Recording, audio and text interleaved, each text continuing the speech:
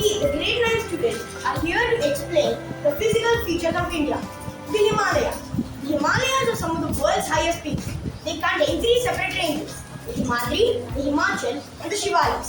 The Himadri is the northernmost range of the Himalayas. It has an average height of 6,000 meters. They contain some of the world's highest peaks, such as Mount Everest and Kanchenjunga.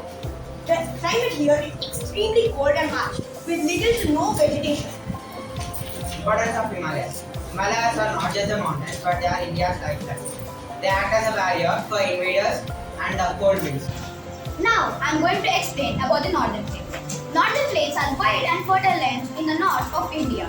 Northern plains stretch from Punjab to Assam. They are usually 2,400 kilometers long to 320 to 40 kilometers broad. They are formed by the rivers Ganga, Brahmaputra and Indus. Farming is the main occupation here as the rivers flowing such as Ganga, Indus and Brahmaputra. Greetings to everyone. Today I am going to say about the Peninsular Plateau. The Peninsular Plateau consists of broad divisions, namely the Central Highlands and the Deccan Plateau. The Peninsular Plateau is formed due to the ancient landmass Gondwana land by drifting of the land.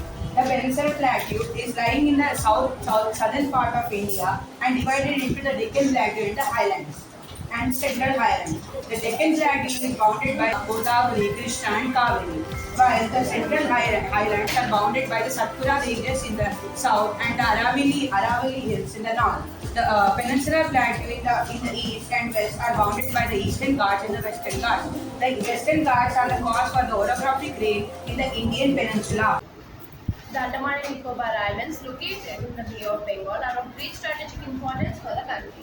They are mainly divided into two types. They are the Andaman in the north and the Nicobar in the south. They are also observed as the submarine mountains, which means most of the part of the mountains is located underneath the water. These islands are of great importance for the country because of their rich flora and fauna. These islands also have many islands which consist of the tribal groups. Thank you.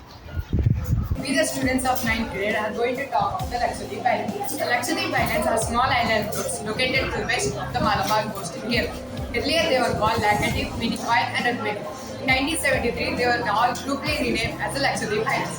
The Lakshadweep Islands cover a small area of 32 square kilometers. The Kavarati Island serves as the administrative headquarters of the Lakshadweep Islands.